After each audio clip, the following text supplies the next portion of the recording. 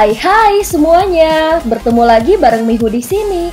Oh iya, kali ini Mihu akan membawakan alur cerita Donghua yang berjudul Wudong Qiankun. Mihu mengingatkan sekali lagi ya bahwa konten ini full spoiler. Tanpa lama-lama lagi, yuk langsung aja kita masuk ke isi ceritanya. Melanjutkan dari kisah sebelumnya. Tanah barat laut benua Roes. Paku-paku es menjulang dari tanah melapisi gunung tinggi yang memancarkan cahaya biru beku. Di bawah sinar matahari, gunung itu berkilau dingin dan sunyi. Di puncaknya seorang pria berjubah hitam berdiri dengan tangan di belakang punggungnya. Garis wajahnya tegas, mata hitamnya sedalam malam seolah menyimpan jejak zaman dan putaran reinkarnasi. Jelas sosok ini adalah Lindong.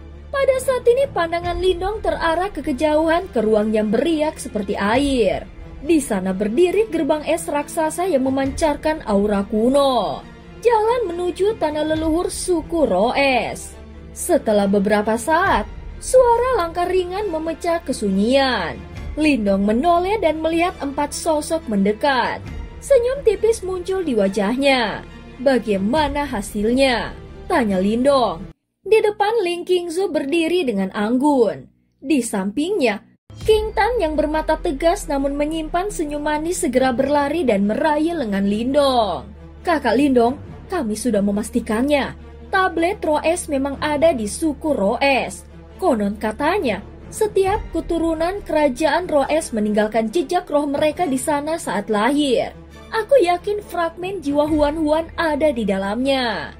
Lindong menarik nafas panjang setelah mendengar kata-kata dari King Tan.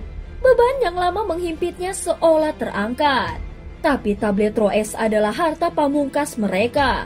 Orang luar tidak akan diizinkan mendekat, ucap Ling Qingzu. Kalian sudah bicara dengan mereka? Tanya Lindong dengan terkejut. Pada saat yang sama Little Marten di sampingnya menjawab datar. Sudah. Mereka menolak bernegosiasi dan menyuruh kita pergi. Senyum tipis di bibirnya berubah menjadi seringai dingin. Sepertinya alam bela diri kita dipandang rendah oleh mereka, ucap Little Marten. Di belakang Little Marten, sosok Little Flame juga bergumam dengan marah.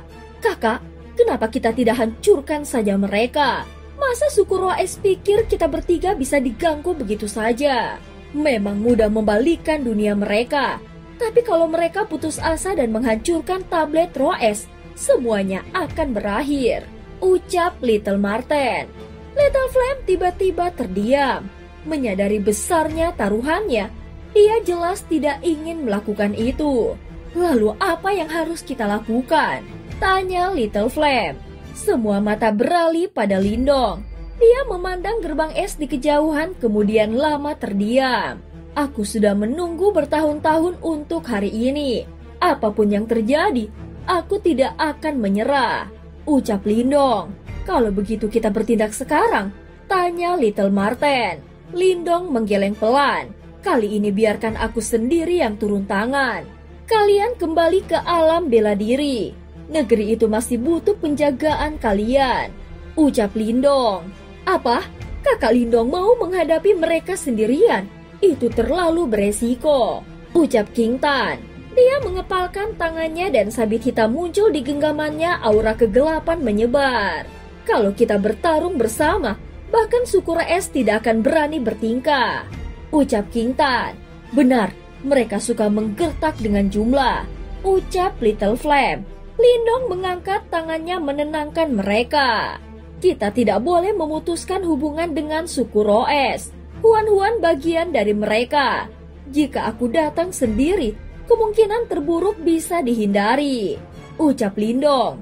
Mendengar kata-kata Lindong, keempatnya terdiam lalu mengangguk. Baiklah, tapi ingat, kita ini saudara. Jika kau butuh bantuan, kirim kabar. Sekalipun kau melawan langit, kami tetap di pihakmu, ucap Little Marten. Lindong tersenyum kecil. Tenang saja, setelah bertahun-tahun badai, suku Roes bukan penghalang, ucap Lindong. Setelah kata-kata Lindong terdengar, mereka pun pergi satu persatu. Hanya Lindong dan Ling Qingzu yang tersisa. Lindong menatapnya dengan rasa bersalah. Namun sebelum berbicara, jemari dingin Ling Qingzu menutup bibirnya. Jangan minta maaf. Jika kau tidak melakukannya, kau bukan Lindong yang kukenal, ucap Ling Qingzu. Qingzu, tunggu aku membawanya pulang, ucap Lindong.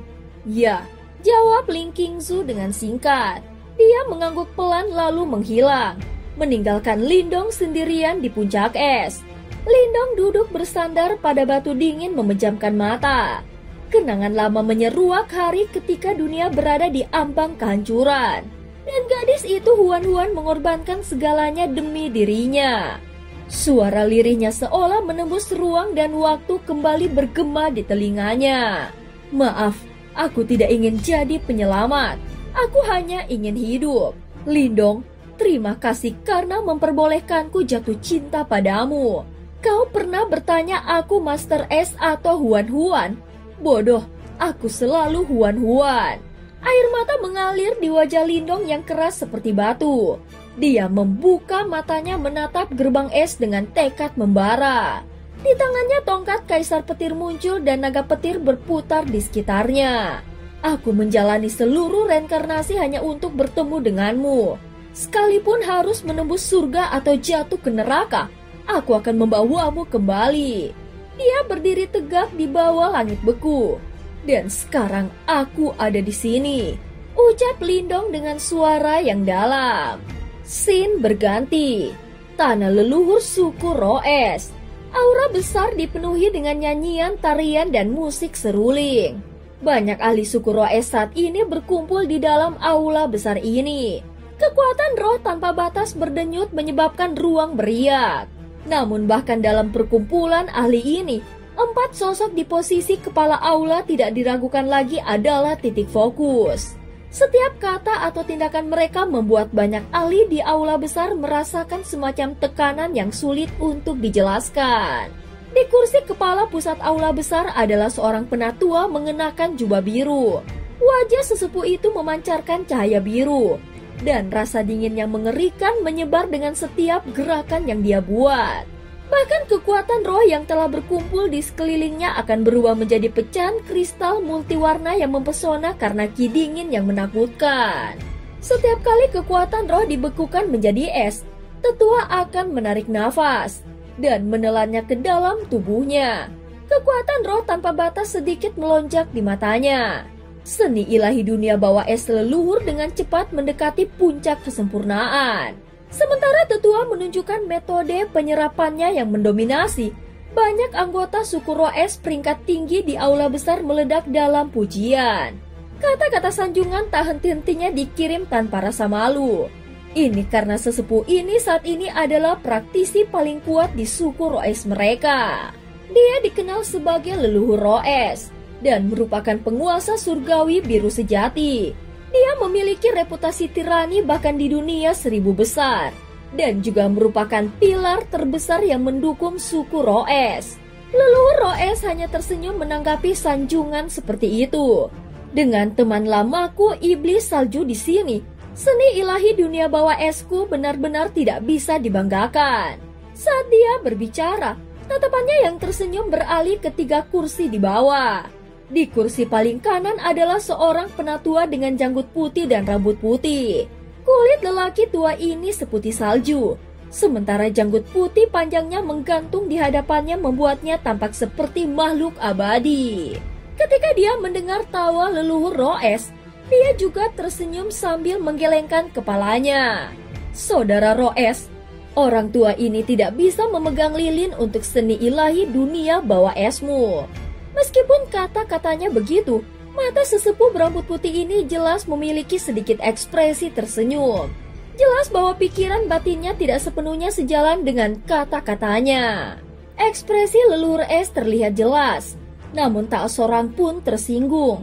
Bagaimanapun, dia adalah salah satu praktisi puncak yang terkenal di dunia 1000 besar. Dia dijuluki orang tua iblis salju, sahabat lama leluhur Roes. Keduanya sama kuatnya, tak ada yang lebih unggul. Kalian berdua orang tua saling menekan tetapi masih juga berpura-pura bijak. Segera suara mengejek terdengar. Itu datang dari samping tajam dan tanpa rasa sungkan. Jika orang biasa berkata demikian, dia sudah lama menjadi debu. Namun leluhur es dan orang tua iblis salju hanya tertawa kecil, lalu memandang pada sosok yang berbicara. Seorang penatua tinggi besar berjubah hitam duduk dengan tenang. Matanya berwarna ungu keemasan, dan samar-samar terdengar gema raungan naga dari suaranya. Tekanan yang dipancarkannya membuat udara bergetar, seolah seekor naga purba sedang terbangun. Lidah penguasa naga masih setajam dulu, ucap leluhur Roes. Nada bicara santai tanpa sedikit pun rasa marah. Wajar saja penatua berjubah hitam itu adalah sesepuh agung suku naga. Makhluk naga darah murni dengan kekuatan setara penguasa surgawi. Penguasa naga menyeringai. Kalian para orang tua baru mencapai tingkat penguasa surgawi setelah ratusan tahun. Dibandingkan dengan kaisar pertempuran, hasil itu bahkan tidak lebih baik dari seekor anjing. Kata-katanya tajam, namun leluhur es dan orang tua iblis salju hanya menggeleng sambil tersenyum pahit. Pandangan mereka beralih ke sosok di kursi kiri, seorang pria muda berwajah tampan, berjubah emas yang sejak awal hanya tersenyum tipis. Keanggunannya memikat banyak wanita suku Roes yang tak henti-henti mencuri pandang dengan wajah merona. Dia adalah kaisar pertempuran, yang meski paling muda di antara mereka, sudah mencapai tingkat penguasa surgawi yang tak pernah kalah dalam tantangan. Bakat kaisar pertempuran memang tiada bandingannya. Aku yakin dia mampu menembus tingkat penguasa surgawi kelas suci suatu hari nanti. Itu takkan bisa dicapai oleh kita orang tua ini, ucap orang tua iblis salju. Kaisar pertempuran tersenyum ringan. Kelas suci memang tujuanku. Aku yakin akan mencapainya, ucap kaisar pertempuran. Nada suaranya tegas, menyingkap keyakinan yang tidak tergoyahkan. Tak ada yang menertawakan kepercayaannya, karena dia memang memiliki kualifikasi untuk itu. Setelah beberapa saat, tiba-tiba kilatan cahaya masuk ke aula. Cahaya itu berubah menjadi burung es kecil yang hinggap di bahu leluhur es berkicau resah. Senyum leluhur Roes seketika menjadi sirna. Aura dingin menyebar membungkam seluruh aula. Para anggota suku Roes menundukkan kepala penuh hormat. Hanya 3 orang yang tidak terpengaruh. Itu adalah penguasa naga, orang tua iblis salju, dan kaisar pertempuran. Apa yang terjadi? Tanya orang tua iblis salju. Seorang pria bodoh dari alam bawah berani meminta meminjam tablet Roes untuk menghidupkan istrinya. Aku sudah menolak berkali-kali, namun dia malah memaksa masuk ke tanah leluhur kami. Sombong sekali. Kemarahan leluhur Roes membuat ki dingin merambah ke seluruh aula, membekukan udara. Memaksa masuk ke tanah leluhur, orang itu benar-benar gila, ucap orang tua iblis salju. Para penatua lain saling memandang, lalu mereka tertawa sinis. Di dunia 1000 besar, mereka memang sering memandang rendah orang-orang dari dunia bawah. Leluhur Roes mengangkat tangannya. Cermin es muncul di udara, memantulkan gambaran sebuah tablet kuno. Dengan jentikan jarinya, cahaya dingin memancar dari tablet itu menampilkan sosok perempuan yang perlahan terwujud. Wanita itu terbaring dengan mata terpejam. Rambut biru esnya terurai dan aura dinginnya menusuk tulang. Kecantikannya membuat banyak orang tertegun. Pada saat ini, seorang kepala suku cabang mengerutkan kening lalu menggeleng ke arah leluhur Roes. Dia bukan bagian dari suku kita, ucap kepala suku cabang. Bukan dari suku kita? Bagaimana mungkin fragmen jiwanya bisa berada di tablet Roes? Hanya keturunan kerajaan yang memilikinya, ucap leluhur Roes. Seorang penatua lainnya bersuara pelan. Menurut catatan leluhur, dulu pernah ada cabang keturunan kerajaan yang memisahkan diri dari suku kita. Lama tidak terdengar kabarnya, mungkin mereka telah musnah. Mungkin wanita ini keturunan cabang itu, ucap penatua cabang. Kalau begitu, jangan harap dia bisa menggunakan suku Roes untuk bangkit kembali. ucap leluhur Roes. Kaisar pertempuran tiba-tiba menatap sosok dalam tablet dengan tatapan tertarik. Fragmen jiwa ini cukup menarik. Jika Master Tua merasa merepotkan, izinkan aku yang merawatnya. Leluhur Roes terkekeh mengangguk ringan. Jika Kaisar pertempuran menginginkannya, aku akan memberikannya setelah kita mengusir penyusup itu, ucap leluhur Roes. Kalau begitu aku berterima kasih. Jika butuh bantuanku, katakan saja. Penguasa naga dan orang tua iblis salju juga mengangguk siap memberikan dukungan. Aku berterima kasih atas niat baik kalian. Tapi untuk menghadapi orang kecil dari alam bawah ini, kalian cukup menonton saja, ucap leluhur Roes. Segera dia menoleh kepada para pemimpin cabang dan berkata dingin, aktifkan formasi besar. Aku ingin melihat dari mana orang itu mendapatkan keberanian menantang tanah leluhur kita. Baik, ucap para penatua. Dalam sekejap, cahaya-cahaya melesat ke segala arah. Formasi es kuno menyelimuti tanah leluhur. Hawa dingin seperti lautan membekukan udara. Sementara sosok-sosok ahli suku Roes melayang di udara mengunci seluruh area. Di tengah kesunyian yang mencekam, riak-riak ruang muncul di pintu masuk tanah leluhur. Dia benar-benar datang. Benar-benar sangat gila, ucap leluhur Roes. Langkah kaki bergema perlahan.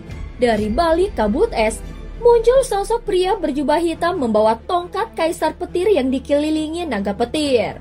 Auranya dalam dan tenang, seolah jurang tak berujung. Suara beratnya bergema mengguncang seluruh area. Lindong dari alam bela diri datang untuk meminjam tablet Roes, ucap Lindong. Pintu masuk tanah leluhur suku Roes. Hawa dingin menusuk tulang menyelimuti daratan. Ribuan ahli suku Roes melayang di langit, membentuk formasi roh raksasa yang membuat ruang bergetar. Meski persiapan semakin ketat, jantung banyak orang tetap berdebar saat sosok itu berjalan pelan dari kejauhan tanpa gentar, bermata tenang yang membuat mereka gelisah. Di belakang barisan, mata leluhur es menegang. Suara sang leluhur bergema berat dan dingin. Hentikan penyusup, teriak leluhur Roes. Seruan itu membawa kekuatan roh yang memukul bagai lonceng raksasa dan kepercayaan diri pasukan pun kembali. Hentikan penyusup, ucap para ahli suku Roes. Sosok itu berhenti. Tatapannya menembus formasi dan menggait pada sang leluhur. Dia mengepalkan tangan dengan hormat. Lindong dari alam bela diri datang meminjam tablet Roes. Budi ini takkan kulupakan, ucap Lindong. Wajah leluhur es tetap datar. Kami paham niatmu, namun tablet Roes adalah harta pamungkas suku kami. Setiap penggunaan merusaknya. Kami tidak bisa meminjamkannya pada orang luar.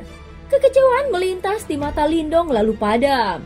Kalau begitu, maafkan pelanggaranku, ucap Lindong. Petir pun menyala dari tongkat kaisar petir di tangannya mengamuk mengitari tubuhnya. Kurang ajar, suku kami telah tegak jutaan tahun. Orang dari alam bawah berani membobol tanah leluhur kami dan merebut tablet Roes. Semuanya usir penyusup, teriak leluhur Roes. Siap, ucap para pasukan serempak. Tekanan maha dahsyat menyapu namun lenyap 1000 kaki di depan Lindong. Tak mampu mendekat. Pada saat ini, wajah para ahli mengeras dan segel tangan terbentuk. Kekuatan Roes meletup berjalin menjadi lebih dari 1000 naga es yang membekukan ruang itu sendiri. Raungan naga mengguntur. Ribuan naga menyelam serentak. Lindong menatap tanpa gentar lalu menghentakkan kakinya. Petir membelah langit mengalir seperti hujan deras, menghantam ribuan naga es. Dentum demi tentum mulai pecah. Namun Lindong tidak menoleh. Dia terus melangkah maju menuju jantung formasi. Dalam beberapa helaan nafas, ia sudah menerobos barisan. Hanya leluhur Roes yang dia perhitungkan. Mata sang leluhur menyipit. Dia berdiri di atas teratai es, suaranya dingin membekukan udara. Kau memang punya kemampuan untuk menerobos, tapi kau akan membayar harga karena meremehkan suku Roes, ucap leluhur Roes. Suhu anjlok, Ki Dingin biru melimpah mengubah dunia menjadi beku. Ki Dingin menekan dari segala arah, membekukan ruang menjebak Lindong bagai penjara. Agar kau tahu betapa seriusnya kami, rasakan salah satu dari 3 teknik pamungkas suku Roes. Seni beku abadi, teriak leluhur Roes. Jutaan balok es menembus ruang menghantam Lindong.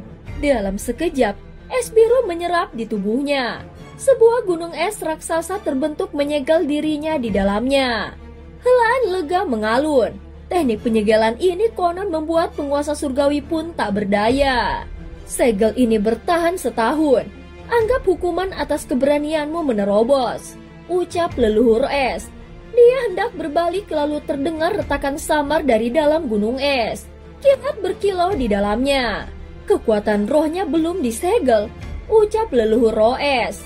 Kilatan makin ganas, suara ledakan tertahan menggema.